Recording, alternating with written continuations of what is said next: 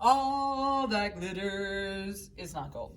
Okay, so we're going to be talking about density today. So I want to get you thinking on this topic. So the very first thing that goes out on your notes is, what is density?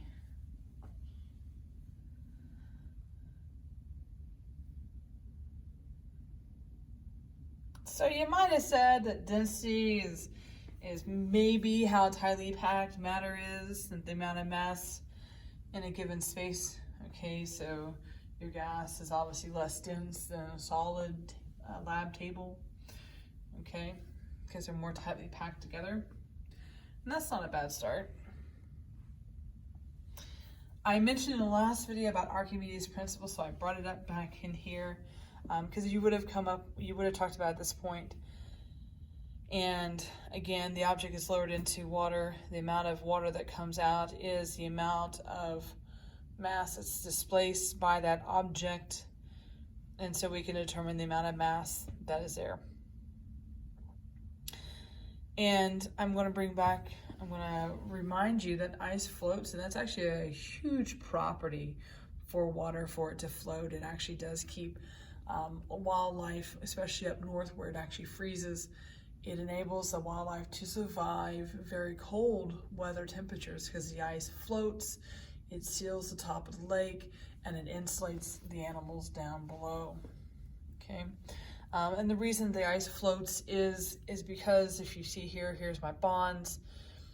Here my bonds kick out, and because they kick out, they end up taking up more volume with the same mass.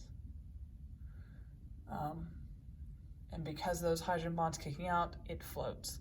You might have done a density column down your lower grades. I want to remind you that the density of water is 1.0 grams per milliliter. That is an important number to know.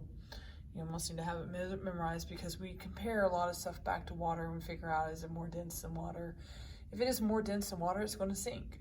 If it's less dense, it floats. Okay? And density is mass divided by volume.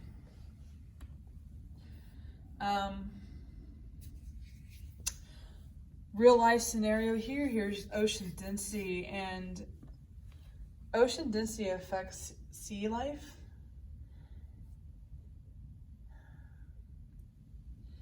And so basically when you have high and low densities in the ocean, it actually will end up causing circulation.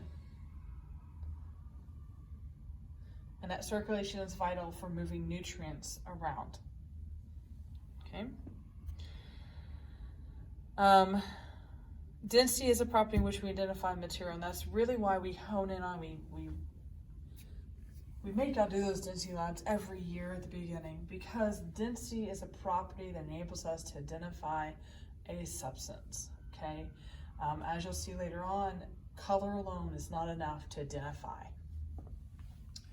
We got to have more than one to cross that over and figure out what it is. So a reminder about properties of matter, we have chemical property and physical property. A physical property can be broken up into two brackets. Remember, physical does not change. Okay, I don't have to induce any kind of change in order to figure out the physical property. A chemical property, I am going to end up having to induce a change.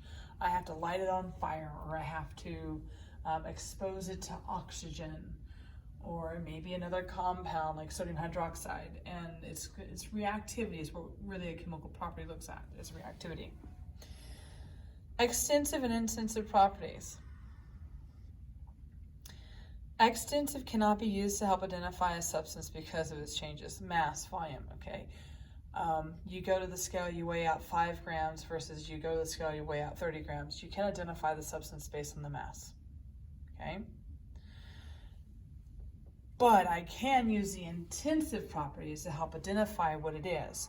So I can look at the color, kind of can get me there, but I'm also going to cross it with maybe a melting point, or maybe density of it, maybe the freezing point of the substance, okay?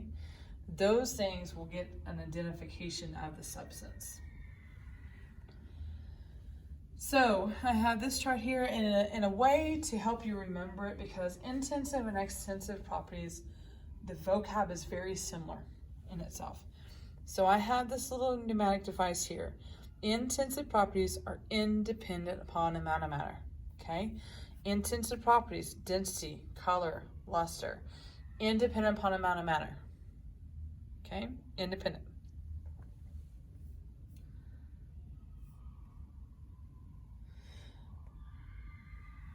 The big idea, each specific type of substance has a particular density. You can identify a substance by its intensive property, including density. Industry connection. Most substances will expand when temperatures increase and contract when temperature is decreased. For this reason, there are special joints built in between sections of sidewalks, bridges, railroad tracks, and other structures to prevent cracking or breaking when the volume of the materials changes due to temperature. And you've seen those joints if you have ridden across a bridge with your bike or driven across them. History connection. Sacagawea was a Shoshone woman who guided Lewis Clark in their exploration of the western United States between 1804 and 1806. The U.S. Mint began making the Sacagawea dollar in the year 2000. It's called the Sacagawea Golden Dollar, but it's made of 88.5% copper, 6% zinc, 3.5% manganese, and 2% nickel. The golden color is due to the coating of brass, which is made by combining copper and zinc, which is just like the Golden Penny Lab that we did earlier. Okay, so this ends this section of this unit called Defining Matter. And so I have 6 questions, and I put in the notes, say, look over the checkpoints. I'm going to choose one of those for a discussion or assignment question. Be ready to explain these to me.